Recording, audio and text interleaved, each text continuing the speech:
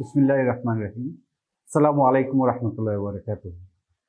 সমস্ত প্রশংসা বিশ্ব ব্রহ্মাণ্ডের একমাত্র স্রষ্টা মহান আল্লাহ। দরুদ ও সালাম বিশ্বনবী হযরত মুহাম্মদ সাল্লাল্লাহু আলাইহি ওয়াসাল্লামের প্রতি। সম্মান ও শ্রদ্ধা জানাই সকল নবী রাসূল আউলিয়া মনীষীদের প্রতি।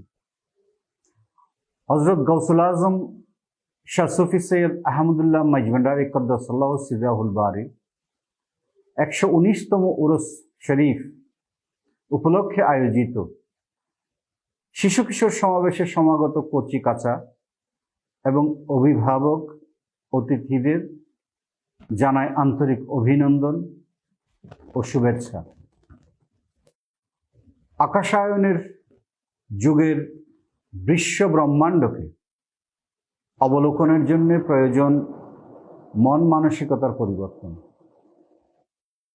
গতানুগতিক তালিম এবং ধারণা নিয়ে বর্তমান সময়ে বিশ্বদৃষ্টি অর্জন সম্ভব নয়। বর্তমান পৃথিবী নানামুখী দ্বন্দ্ব এবং তীব্র প্রতিযোগিতায় এগুচ্ছে। প্রতিটি ধর্ম মন্দ কাজে যেমন বাধ সাধ্যে নির্দেশ দিয়েছে, তেমনি উত্তম কাজে প্রতিযোগিতাকে উৎসাহিত করেছে। এই আলোকে শিশু কিশোর সমাবেশ অনুষ্ঠানকে সাজানো হয়েছে বিভিন্ন প্রতিযোগিতায়। আধুনিক মানুষের মন চায় দূষণমুক্ত পৃথিবী। দূষণমুক্ত পৃথিবীর জন্য প্রয়োজন দূষণমুক্ত অন্তর। এটি মূলত মানুষের অন্তরে অতি তৎপর ইচ্ছা অনিচ্ছার রূপান্তরেরই প্রকাশ পায়। উত্তম ইচ্ছা নিয়ে সুস্থ প্রতিযোগিতার পথকেই সুফি পথ তথা পবিত্র পন্থা হিসাবে মনীষীরা চিহ্নিত করেছেন।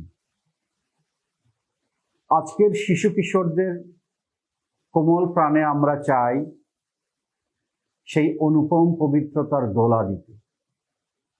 এই জন্য গাউসুল আজম মাইজভান্ডারী কদ্দাসাল্লাহু সিররাহুল আজিজের উরস শরীফ উপলক্ষে আমাদের আয়োজন 17তম শিশু কিশোর সমাবেশ।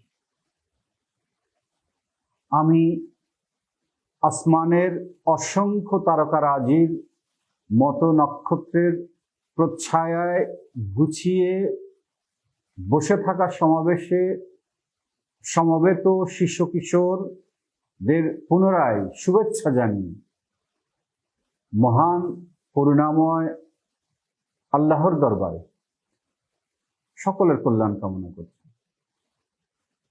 আল্লাহ আমাদের সকলকে উত্তম হবার তৌফিক দান করুন। আমিন। আসসালামু আলাইকুম রহমতুল্লাহ।